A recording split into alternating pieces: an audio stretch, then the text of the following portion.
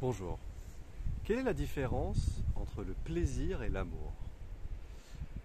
Je voulais partager cette question avec vous parce que je me rends compte que j'ai, dans mes recherches de partenaires, souvent cherché des femmes sans me rendre compte que je les cherchais pour trouver du plaisir.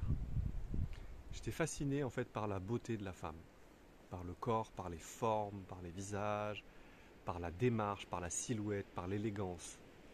Donc j'ai cherché des femmes, j'ai cherché des danseuses, j'ai cherché des femmes qui avaient une forme d'élégance, une forme de corps qui me séduisait. Et j'étais finalement en train de chercher à contacter du plaisir. Et bizarrement, je ne sais pas pour vous, mais en tout cas pour moi, j'avais cette sensation de à la fois trouver ce plaisir dans les relations que j'ai pu avoir avec d'autres femmes avant de rencontrer Aimée. Et en même temps, au bout de quelques mois, j'avais rapidement la sensation que c'était pas avec cette personne que j'allais pouvoir rester. Qu'il manquait quelque chose. Comme si j'étais amoureux de la sensation d'être amoureux. Cette sensation de désir, d'avoir envie de physiquement toucher l'autre, être en contact avec l'autre et vivre du plaisir dans mon corps. Et j'ai mis du temps à me rendre compte qu'au-delà de ça, il me manquait le fait de pouvoir profondément aimer l'autre pour qui l'autre est. Et si dans la première démarche, j'étais tout le temps en train de chercher des femmes où finalement inconsciemment j'allais avoir le dessus, soit physiquement, soit intellectuellement, mais voilà, j'allais avoir la sensation d'être admiré par l'autre, ou de moi avoir plus de pouvoir que l'autre dans la relation. Il y avait quelque chose d'inégalitaire dans cette interaction, où moi j'étais en train de prendre quelque chose et moins en train de me soucier de qu'est-ce que j'allais pouvoir donner. Même si, bien sûr, dans les relations charnelles, j'étais toujours très attentif dans le fait de donner à la femme ce dont elle avait besoin pour pouvoir, elle, avoir du plaisir et se sentir considérée, vue, entendue, touchée. Mais au-delà de ça, il manquait le fait d'admirer l'autre pour qui l'autre est en tant qu'être humain. Au-delà de la forme du corps, au-delà de la beauté, au-delà du visage, au-delà de l'élégance ou de la démarche. Et là, du coup, la démarche, elle est finalement quasiment inverse. C'est-à-dire que ce dont j'ai eu besoin, c'est de trouver une femme que j'allais pouvoir admirer pour sa force, pour sa puissance, pour ce qu'elle incarne à l'intérieur d'elle-même, en fait, pour ses valeurs, pour ses convictions. Et là, du coup, le rapport de force, il n'était plus du tout le même. Et avec Aimée, c'est exactement ça. Alors, j'ai envie de partager avec vous une définition que j'ai créée autour de ça, pour une relation nourrissante et puissante.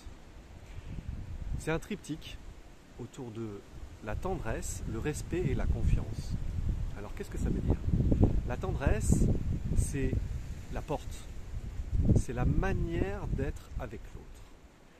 C'est d'avoir cette forme de douceur envers soi-même et envers l'autre pour que le contact soit possible. Et ensuite, le respect. Le respect, c'est pouvoir voir toute la force et toute la puissance de l'autre. Le reconnaître. Voir l'autre dans toute sa capacité, dans toute sa richesse d'âme, de cœur, de corps. Et d'admirer ça, de pouvoir le voir. Et parce que je vais pouvoir voir cette puissance et cette force chez l'autre, alors je vais pouvoir lui faire confiance. Profondément confiance. Parce que je vois que j'aime l'autre pour qui elle ou il est réellement. Et pas pour une image que je suis en train de chercher à l'intérieur de moi-même en quête de plaisir ou d'un fantasme qui me satisferait moi dans mon désir. Et ça a complètement changé ma relation. Ça a complètement changé mon interaction. Et aujourd'hui, la relation que j'ai avec Aimée, elle est basée bien plus sur qui elle est, elle, sur ses valeurs, sur ses convictions, sur sa manière d'être, sur ses croyances, sur comment elle incarne tout ça. Et justement sur toute la force qu'elle a, la force de caractère, qui fait que là, pour le coup, c'est beaucoup moins facile. J'ai beaucoup moins le dessus dans la relation, ça c'est certain, donc c'est beaucoup moins confortable. Mais ça me donne la sensation que oui, avec cette personne-là, j'ai vraiment envie de rester. Parce que ça va me procurer autre chose, au-delà du plaisir. Ça va me procurer la sécurité d'être avec quelqu'un qui me correspond parce que je vois réellement qui elle est. Et là, il y a un choix profond à l'intérieur de moi-même de pouvoir être avec quelqu'un qui est mon égal, quelqu'un qui va me challenger, quelqu'un qui va remettre en question ce que je pense, ce que je dis, ce en quoi je crois. Ça va pas être confortable. Mais ça va être incroyablement plus nourrissant parce que je vais admirer l'autre vraiment, justement, pour toute cette force qu'elle a. Et ça crée à l'intérieur de la relation une forme d'égalité, pas d'égalité de même, mais d'égalité de complémentarité. Et là, j'ai trouvé un équilibre. Là, j'ai trouvé quelque chose qui me satisfait bien plus profondément que simplement dans la quête du plaisir. Alors j'aimerais savoir, s'il y a des hommes qui regardent cette vidéo, vous, qu'est-ce que vous cherchez chez une femme? Comment vous le voyez et comment vous l'honorez? Et en attendant, je vous dirai une fois de plus que sans honte, je vais mieux.